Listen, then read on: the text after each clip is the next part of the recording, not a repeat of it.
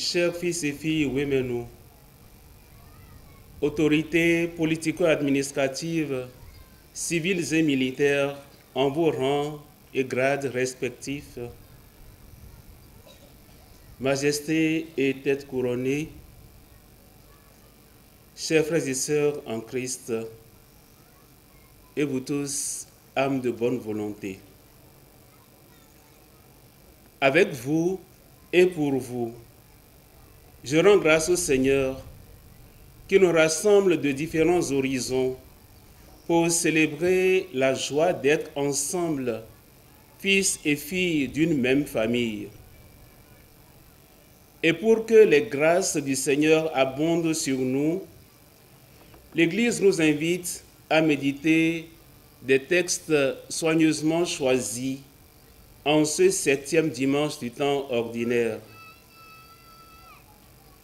L'évangile que nous venons d'entendre nous donne des indications sur la manière dont doivent vivre ceux et celles qui veulent être les disciples de Jésus et toute âme de bonne volonté.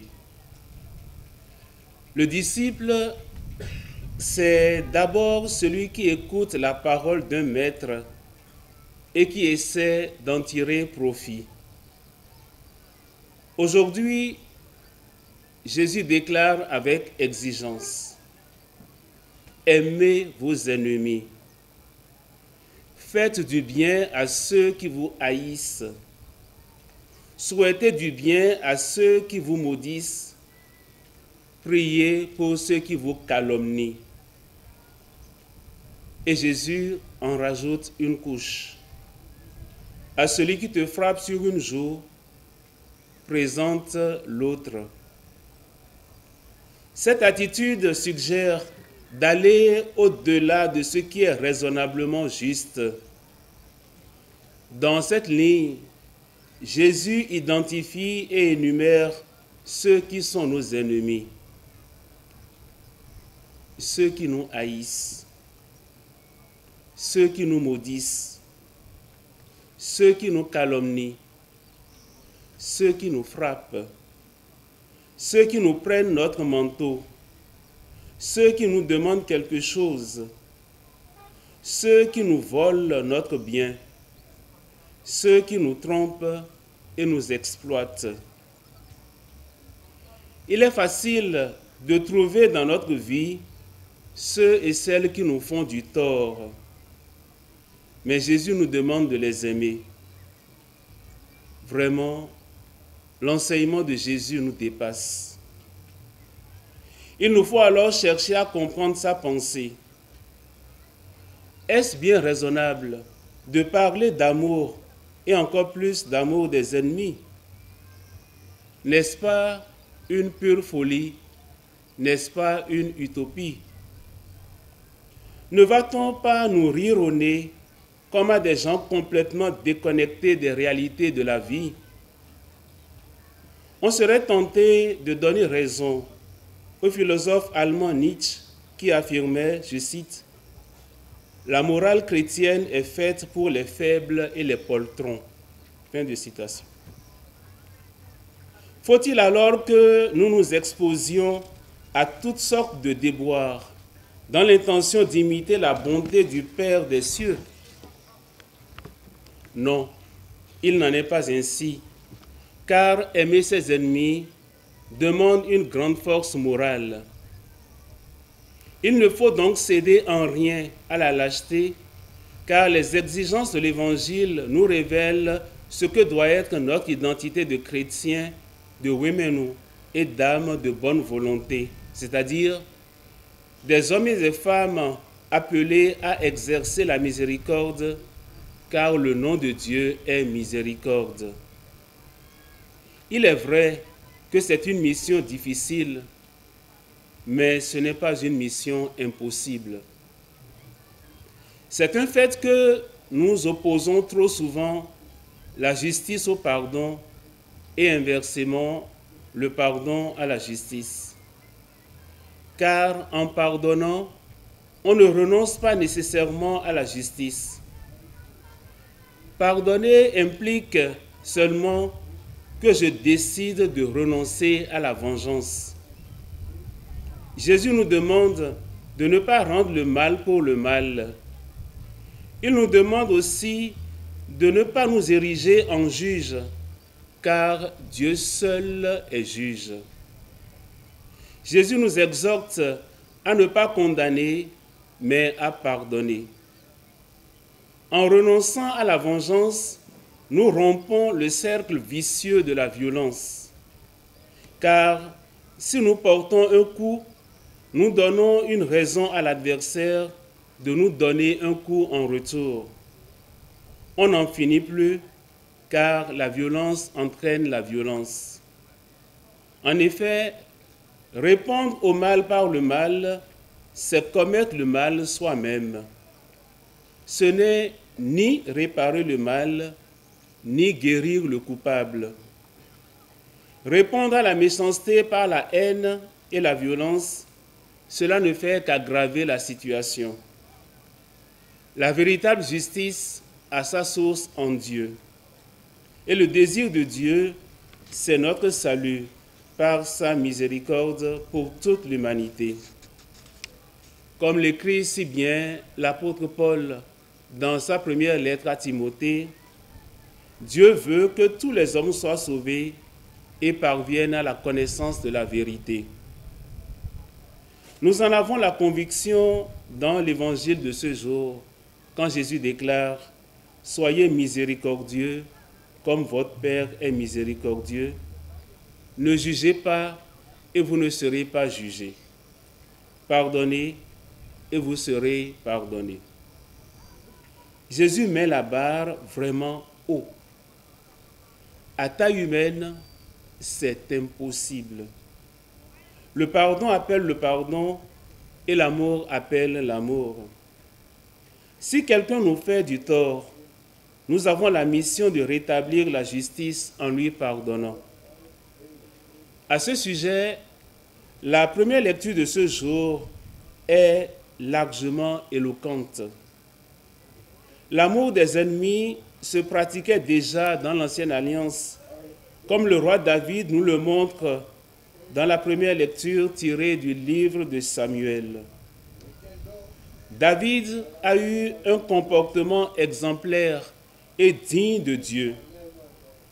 Jalousé par le roi Saül, David a la grandeur d'âme de demander à son compagnon d'armes d'épargner son ennemi.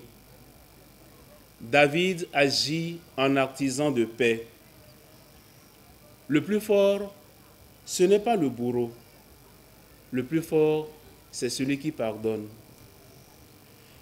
Martin Luther King disait à ses ennemis, je cite, « À votre capacité d'infliger la souffrance, nous opposerons notre capacité d'endurer la souffrance. Faites-nous tout ce que vous voulez, nous continuerons à vous aimer. » À votre capacité d'infliger la souffrance, nous opposerons notre capacité d'endurer la souffrance. Faites-nous tout ce que vous voulez, nous continuerons à vous aimer. Fin de citation. Aimer, c'est vouloir du fond de notre cœur le bien de l'autre. Il n'est pas aisé de trouver la force d'entrer dans ce mouvement de miséricorde et de pardon. Notre nature humaine, en effet, n'a pas toujours le réflexe et la spontanéité du pardon.